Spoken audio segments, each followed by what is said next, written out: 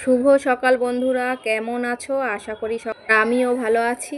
তো ওয়াই নুরি ব্লগ চ্যানেলে তোমাদের সকলকে স্বাগত জানাই। আর আজকে আবার একটা সুন্দর সকাল নিয়ে তোমাদের সামনে চলে আসলাম। তো আগের দিনে ভিডিও করেছিলাম যে বৃষ্টি হচ্ছিল, বাইরে প্রচণ্ড, সবই ভিজে ছিল, কিন্তু আজকে দেখো সব শুকনো হয়ে গেছে। যখন বৃষ্টি হয় ভিজে থাকে, আবার বৃষ্টি বন্ধ হয়ে গেলে সবই শুকিয়ে যায়। তো সকালের পরিবেশটা বেশ সুন্দরই ছিল, আর বাইরে বেশ যেমন শীত পড়লে যেমন হালকা হালকা ঠান্ডা থাকে, সকালটা ঠিক তেমনই ছিল। বেশ হালকা হালকা ঠান্ডা ছিল চারিদিকটা না, মানে একটু ঠান্ডা ঠান্ডা ভাব ছিল সকালটা, ভালোই লাগছিল। তো আর এমনি পুরো একদম নিস্তব্ধ ছিল। এই যে দেখো, এই যে নিচে এই যে কারখানাটা, আজকের রবিবার, কারখানাটা বন্ধ, ওই জন্য আরও সব মানে কোনো আওয়াজ নেই, কেউ নেই, পুরো রাস্তাটাই একদম নিঝুম হয়ে আছে। তো রোজই তো শব্দই হয়, আজকের একদম আওয়াজ মুক্ত। তো তারপর এই যে ঘরের অবস্থা এটাকে এবার গুছাতে হবে, পরিষ্কার করব, ঝাড় দিতে হবে সব কিছু। তো পাখিটাকে আগে বের করে দিলাম, দিয়ে বেডটাকে ভালো করে গুছিয়ে নিলাম।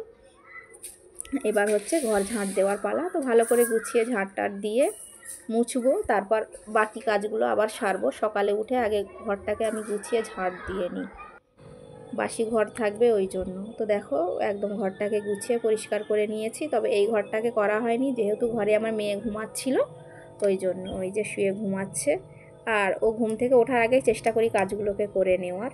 তো যতটা হলো করে নিলাম। তো পাশের ঘরে গেলাম জানালা মানে খুলবো বলে, তো গিয়ে দেখি যে এই যে দেখো, এই পাখিটা কেমন করে মনে হচ্ছে যেন ঝুলে আছে, তাই না? কাঁচটাতে ঝুলে আছে। আমি তো প্রথমে মনে করেছিলাম যে হয়তো ঝুলে আছে, তো হয়তো ওই পাটা ওখানে বেঁধে গেছে, ছাড়াতে পারছে না, ওই জন্য ওরকম করছে।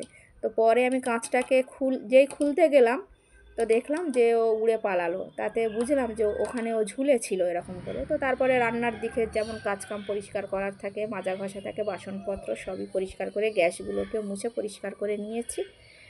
তারপরে দেখি আর কি হয়। তো এদিকেও সব পরিষ্কার ঝরিষ্কার করে নিয়ে, গুছিয়ে গাছিয়ে নিয়ে সবই মানে মোটামুটি কমপ্লিট। আর বাইরের দিকটা একটু বেশ রৌদ্র নেই, তবে উজালা আছে। তো ফ্রিজটা অনেক দিন পরিষ্কার করা হয় না, তাই মনে করলাম আজকে সকালে যেহেতু কাজ হয়ে গেছে, মেয়ে এখনও ঘুমাচ্ছে, আমি ফ্রিজটাকে পরিষ্কার করে নিই।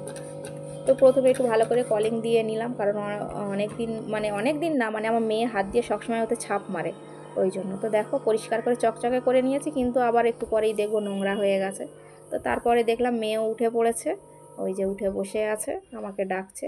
তো তার আগে বাজারও নিয়ে এসেছিলো, মাছ নিয়ে এসেছিলো, আমি ওটাকে কাটা বাছা করে ধুয়ে পরিষ্কার করে নিয়েছি। তারপর যেহেতু বিকালে রান্না করতে হবে, তো দেখলাম আদা রসুন শেষ হয়ে গেছে। তো তাড়াতাড়ি বার করে নিয়ে আদা রসুনগুলোকেও ছিলে নেব। রান্না করতে গেলে তো আগে আদা রসুনই লাগবে।